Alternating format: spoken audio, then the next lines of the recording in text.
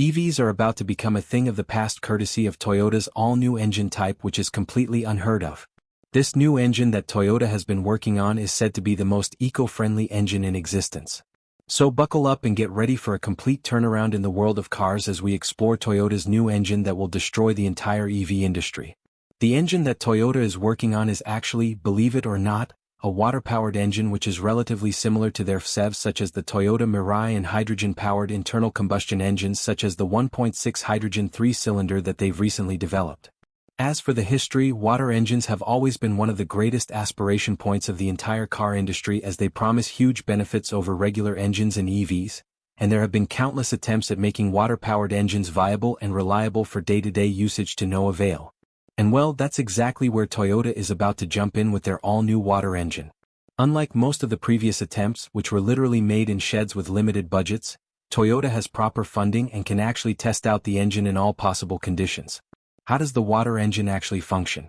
The engine itself is, for all intents and purposes, similar to the HHO generator, with only a few minor differences that make it better suited for daily usage in vehicles. The engine itself is actually very similar to the hydrogen combustion engine found in the Toyota Yaris GRH2, except that instead of using already processed hydrogen, the engine itself processes it and separates hydrogen from oxygen by creating a chemical reaction. In essence, the engine uses the process of electrolysis to separate the H2O molecules. Hydrogen and oxygen get separated once the electrodes, which are located in the tank that contains the water, start emitting high voltages. Since the hydrogen itself is contained within the water when it's stored in the tank, there's no reason for heavily armored and extremely heavy tanks, which is the case with FCEVs and hydrogen combustion engines, since hydrogen alone is extremely hard to contain. The process of powering the vehicle is where the similarities between hydrogen combustion engines and water engines start.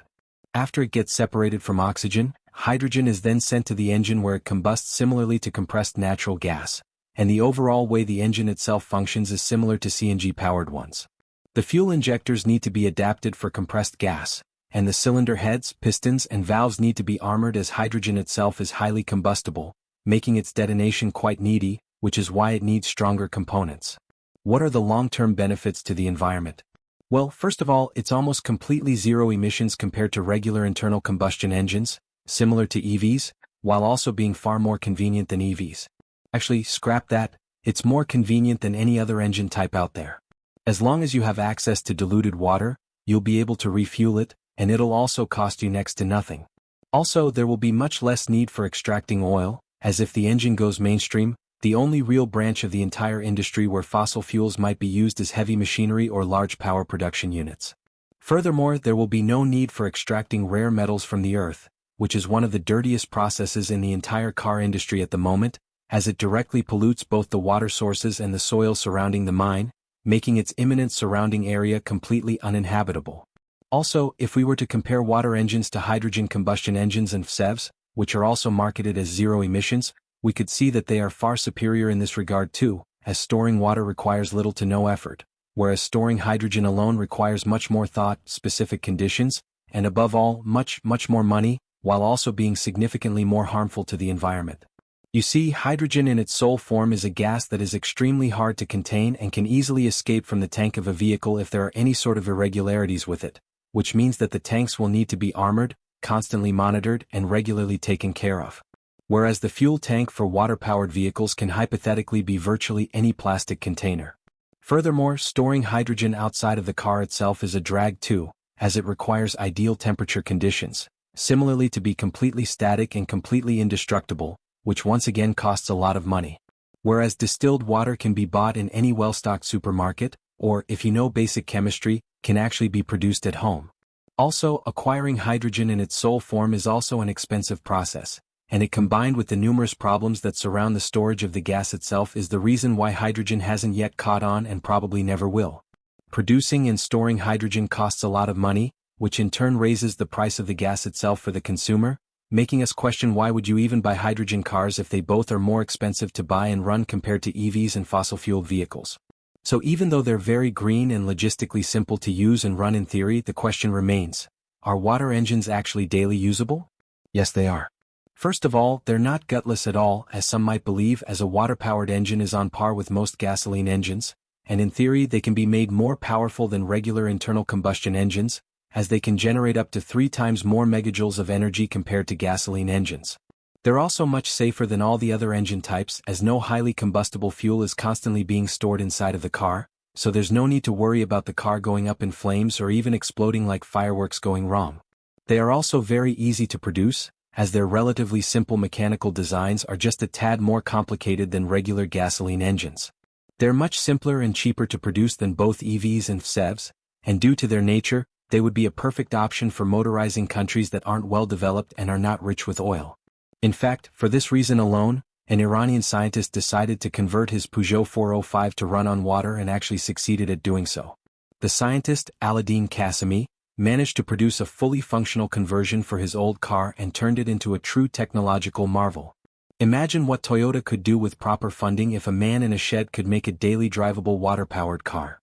Apart from being easy to produce, water-powered engines are also extremely economical compared to both gas-powered vehicles and EVs, as Qasimi's own 405 averaged between 30 and 40 miles per gallon of water, which is just fantastic because the base petrol engine used in the car could never achieve such high figures. This means that we can hypothetically see water-powered engines that can do 80+ miles to the gallon without being completely gutless, which makes the cost of running such cars even lower than what we initially believed it to be. However, since there were no mainstream versions of the engine type, and since there are no other car manufacturers that are actively working on this engine type, we've got to ask ourselves, are water engines the future? Well, hypothetically yes, water engines might just be the future of vehicles. However, the conclusion is not that simple, as there are a myriad of issues that water engines have been experiencing in the past. First of all are the logistical issues. Although the infrastructure would need little to no adjustments, the engine technology is still highly experimental, and most of the functional prototypes have been very unreliable, and their daily usability has been mediocre at best. Furthermore, even though using water as a fuel might seem like a good way to go, the fact that it gets divided into hydrogen and oxygen makes us question the safety of the car itself. As we've already mentioned, hydrogen is extremely hard to contain, and even a small leakage in the system can turn out highly dangerous and even fatal. Plus, even if Toyota were to make a reliable and safe water-powered car, who's to say that they wouldn't get shut down by lithium mining companies, battery producers, and most notably oil companies?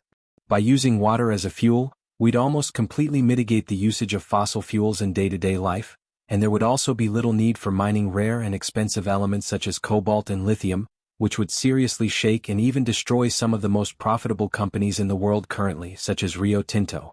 And those companies will definitely do everything that's in their power to completely discourage further development of such engines. You don't believe us? Well, there are rumors that they've already done that some 25 years ago with the first ever officially fully functioning water-powered car. The inventor of the car, Stanley Allen Meyer, was, according to him and his brother, in constant danger and was receiving constant threats from people that were most likely representatives of oil companies that could have been jeopardized by the popularization of the water engine. He was even offered millions to destroy his vehicle and the plans surrounding it and never mention it again. However, Meyer was a stubborn person that kept vocally fighting large oil conglomerates. One night, while at dinner with 2 Belgian businessmen that showed interest, Meyer suddenly ran out of the restaurant while holding his throat. His brother, who was present at the time, ran out after him. He later told the press that Stanley told him that the businessmen poisoned him, after which he passed away.